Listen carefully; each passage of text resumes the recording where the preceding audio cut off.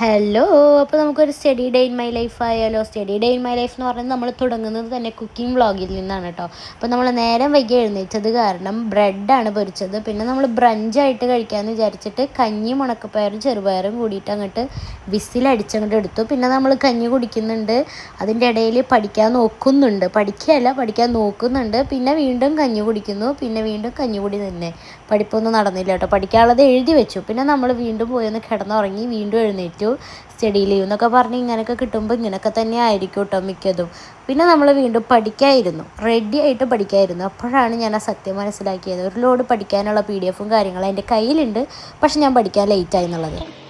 First, I'm going to study income tax because the first exam is income tax. So let's start from income tax.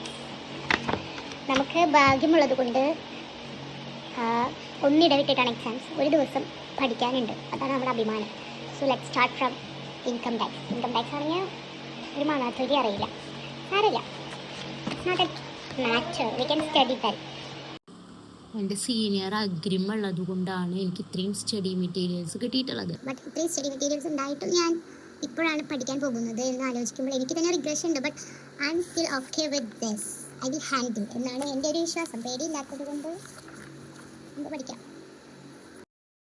പിന്നെ ഞാൻ വലിയ കാര്യത്തിൽ പഠിക്കാനൊക്കെ ഇരുന്നു കേട്ടോ. അപ്പോൾ ഞാൻ അത്യാവശ്യം എനിക്ക് പറ്റുന്ന രീതിയിൽ സ്റ്റാർട്ടിങ് ആയതുകൊണ്ട് കുറച്ചൊക്കെ ഞാൻ പഠിച്ചു.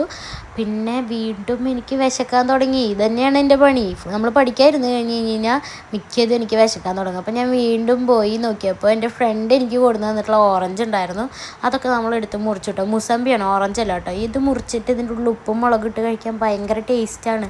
അപ്പോൾ നമ്മുടെ study day in my life എങ്ങനെയാണെന്നുള്ളത് നിങ്ങൾക്ക് മനസ്സിലായില്ല. ഇങ്ങനെയാണ് എൻ്റെ മിക്ക സ്റ്റഡി ഡേ ഇൻ മൈ ലൈഫും പോകുന്നത് ഗൈസ്.